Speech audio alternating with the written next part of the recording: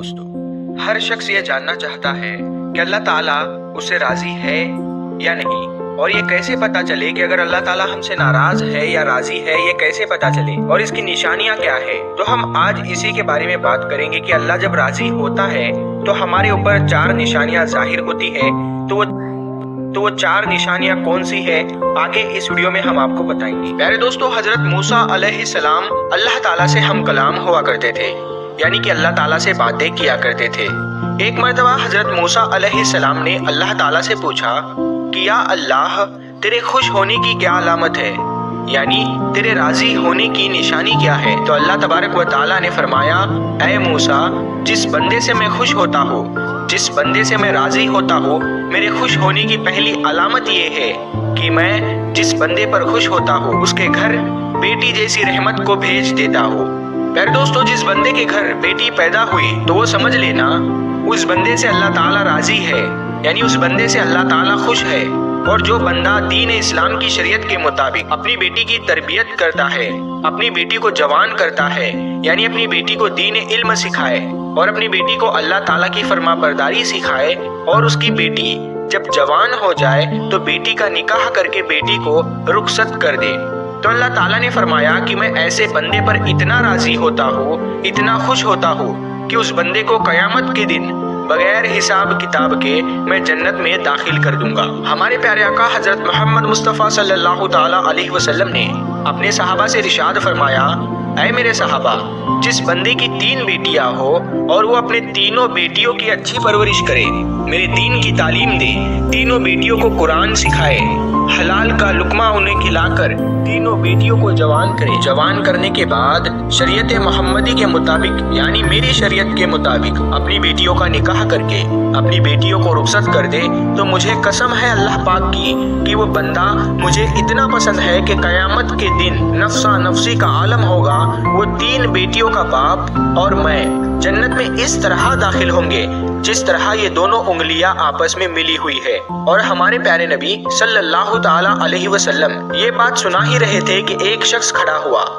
और फरमाने लगा, या रसूलल्लाह सल्लल्लाहु ताला अलैहि वसल्लम, जिनकी 3 बेटियां हो वो तो आपके साथ जन्नत में जाएगा, और या रसूलल्लाह, जिनकी 2 बेटियां है वो कहाँ जाएगा।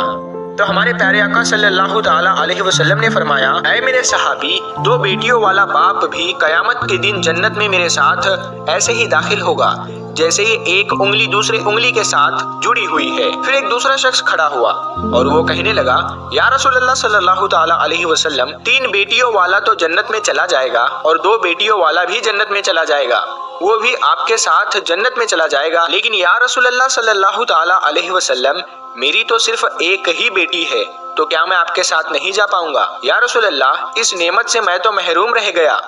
तो हमारे प्यारे रसूल हजरत मोहम्मद मुस्तफ़ा सल्लल्लाहु ताला अलैहि वसल्लम ने फरमाया, ऐ मेरे सहाबी, जिस शख्स की एक बेटी भी क्यों ना हो, अगर वो हलाल लुकमा अपनी बेटी को खिलाकर अपनी बेटी को जवान करेगा और दीन की तालीम देकर उसका निकाह करके उसकी रुखसती करेगा, तो एक बेटी वाला भी कयामत के दिन जन्नत में मेरे साथ ऐसे ही जाएगा जैसे ये दोनों उंगलियां एक दूसरे के साथ जुड़ी हुई है। फिर तीसरा शख्स खड़ा हुआ और रोने लग गया, उसकी आंखों में आंसू आ रहे थे। तो प्यारे रसूल सल्लल्लाहु ताला अलैहि वसल्लम ने फरमाया, ऐ शख्स, तुम्हें क्या हुआ, तुम रो क्यों रहे हो। तो फिर वो कहते हैं, या रसूलल्लाह, मैं तो फिर मारा गया, मैं तो इस नेमत से महरूम रह गया। तो रसूलल्लाह सल्लल्लाहु ताला अलैहि वसल्लम ने फरमाया, ऐ शख्स, बताओ तो सही क्या हुआ है। तो वो शख्स कहने लगा, या रसूलल्लाह, 3 बेटियों वाला तो जन्नत में जाएगा, 2 बेटियों वाला भी आपके साथ जन्नत में जाएगा, और जिसकी एक बेटी भी है वो भी आपके साथ जन्नत में चला जाएगा। तो हुजूर, मेरी तो एक भी बेटी नहीं है, तो फिर मैं कहाँ जाऊंगा, तो फिर मैं तो आपके साथ जन्नत में नहीं जा पाऊंगा। तो हमारे नबी सल्लल्लाहु ताला अलैहि वसल्लम ने फरमाया, ऐ शख्स, क्या तुम्हारी बहन है। तो उस शख्स ने कहा, जी हाँ या रसूलल्लाह, मुझे बहन है। तो रसूलल्लाह सल्लल्लाहु ताला अलैहि वसल्लम ने फरमाया,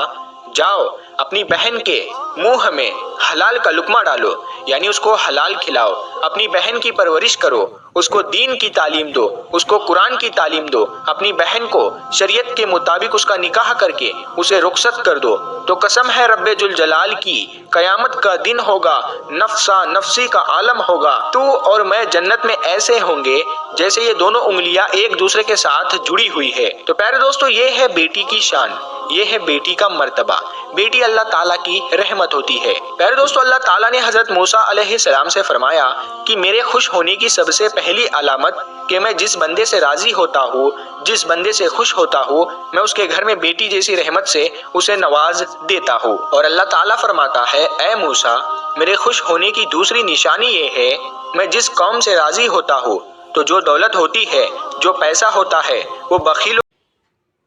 میں دیتا ہوں۔ اور پیارے دوستو، جب سخیوں کے ہاتھ میں پیسہ آ جاتا ہے نا، پھر اس قوم میں خوشحالی آ جاتی ہے، پھر امن، سکون اور چین آ جاتا ہے، تو پھر اس قوم کا ہر بندہ خوش نظر آتا ہے۔ اگر حکومت کرنے والے لوگوں میں سخی لوگ ہو، نیک لوگ ہو، تو سمجھ لینا اللہ تعالیٰ اس قوم پر راضی ہے۔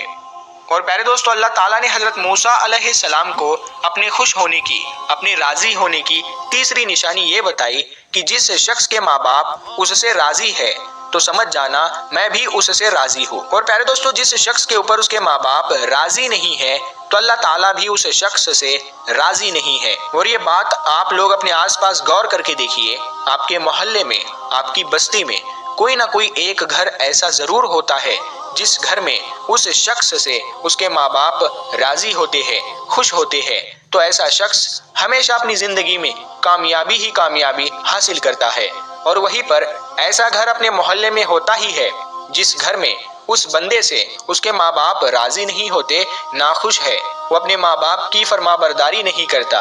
تو ایسا شخص اپنی زندگی میں ہمیشہ ناکام ہی رہتا ہے،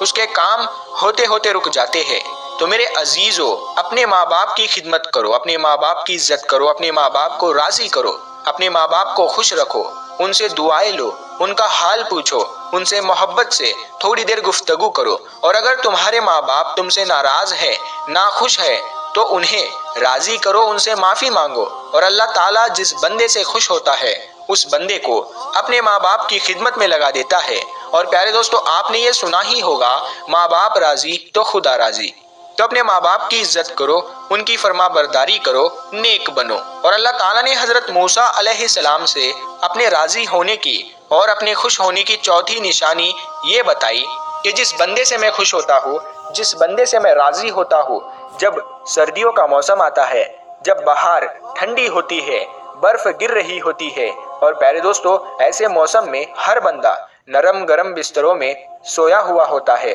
اور سکون کی سانسیں لے رہا ہوتا ہے، اور جب رات کا دوسانی سے وضو کرتا ہے اور وہ میری عبادت میں اپنے سر کو میرے سامنے جھکاتا ہے، میری محبت میں اپنے سر کو جھکاتا ہے، تو ایسے شخص سے بھی میں محبت کرتا ہوں اور میں ایسے شخص سے ہمیشہ راضی رہتا ہوں۔ تو پیارے دوستو، کچھ لوگ یہ سمجھتے ہیں کہ اللہ تعالیٰ نے جن لوگوں کو دولت سے نوازا ہے، جن لوگوں کو عزت سے نوازا ہے، جن کا بڑا کاروبار ہے، بڑی بڑی گاڑیاں ہے، بڑا بڑا گھر ہے، تو ایسے شخص اللہ ان سے خوش ہے ایسا سمجھتے ہیں،